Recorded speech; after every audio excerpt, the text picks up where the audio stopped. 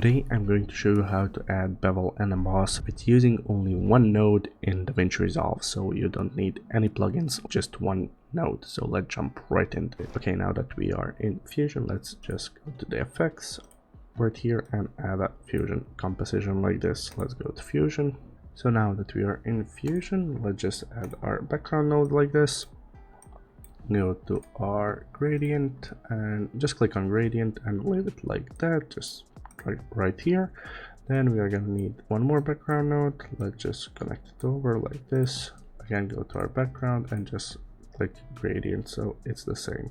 Then we are gonna click this ellipse tool right here, so we add an ellipse mask to our background. And then the only node that we are gonna need is actually displace. So let's press shift displace and just type in displace. Okay, now that we have this, we are gonna take the output from our background and connect to all three inputs of our displace like this. And then we are just gonna merge over our displace on our background again. Now that we are in displace, we are actually gonna change the light channel from color to alpha. And then when we increase our light power and our spread, we get something like this. As you can see, we already have bevel and emboss enabled using only one node, but you can actually refine it.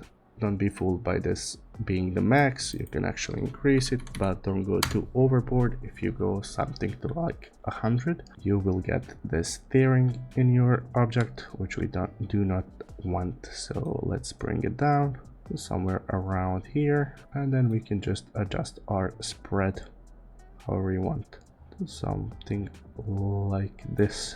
And there you have it, a simple bevel and emboss with using only one displace. You can actually use this on text, on different objects without a problem. If you wanted, you can also animate the light angle, and that you would have a simple animation on your object right here. So just play with these light parameters and your spread, and there you go, a simple one node bevel and emboss. See you guys in the next one.